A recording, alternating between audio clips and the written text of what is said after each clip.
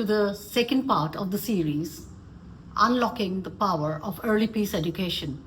And today's topic is understanding the neuroscience of a disturbed mind.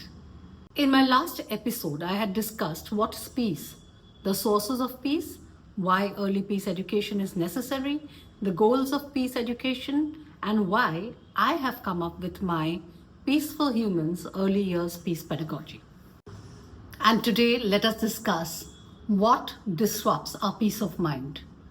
What happens when we get angry, irritated, frustrated, depressed, and what exactly happens inside our mind that disrupts our thinking process, that disrupts our ability to take decisions, that disrupts the entire mindset, creating a chaos. And that is understanding the neuroscience of a disturbed mind. If you have not yet subscribed to this channel, do so, and I promise to keep coming back to you with very interesting topics that would enable you to bring up your child in the best possible manner in this world of today.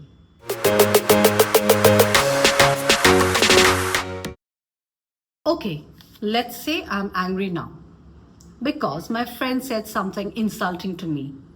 Or think of a situation where you feel stressed, irritated, fearful, anxious, for whatever may be the reason.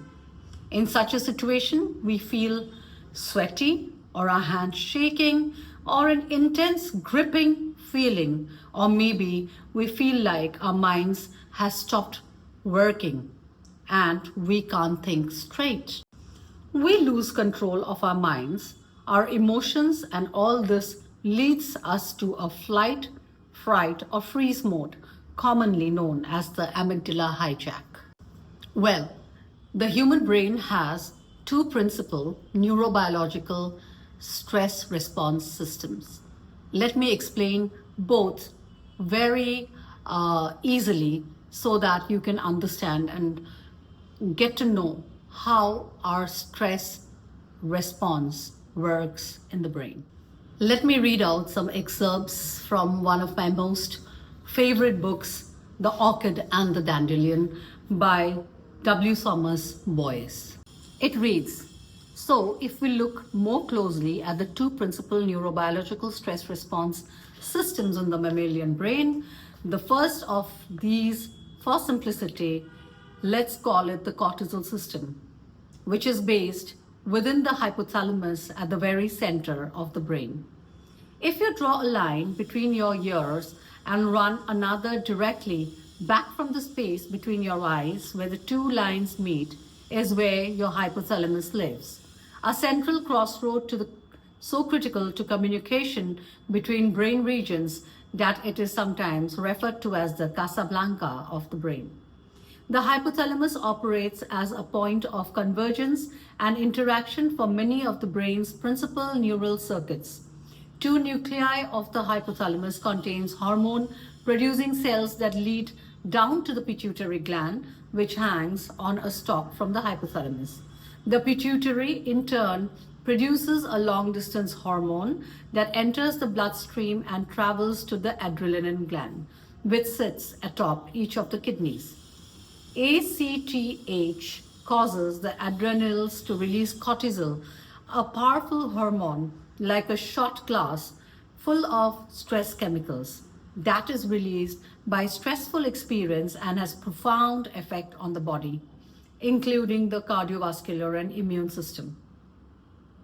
The second stress response system, for simplicity, we call it the flight or fright system, is based on a tiny center in the brain stem that is also activated under conditions of stress.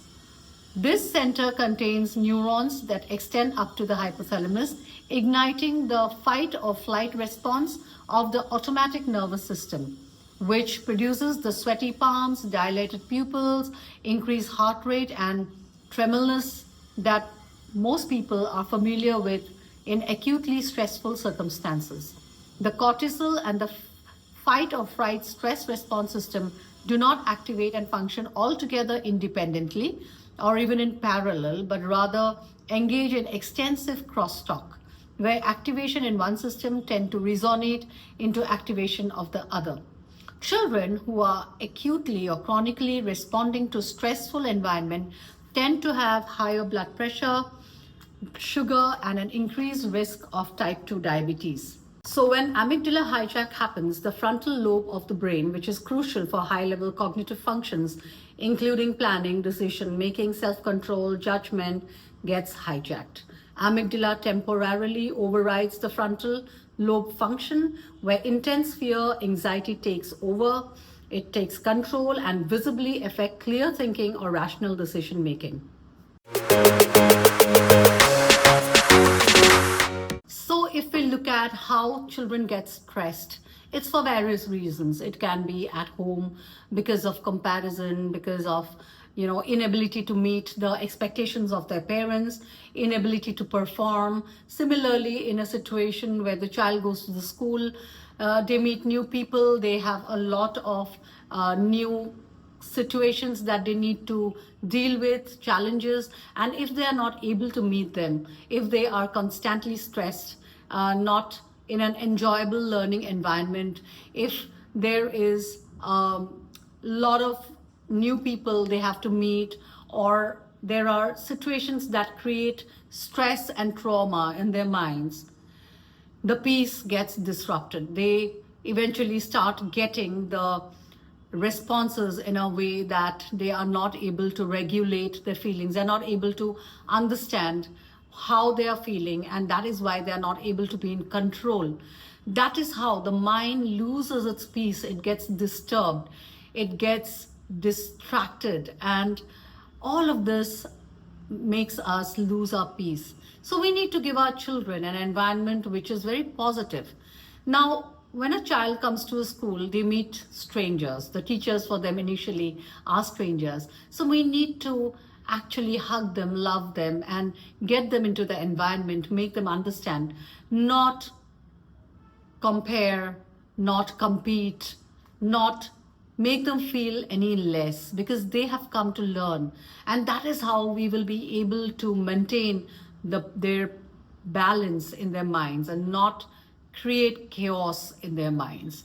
So this is about the neuroscience of a disturbed mind. What happens to our minds when we feel stress, anxiety, frustration, and anger? All of this actually creates a very negative kind of stress in the mind.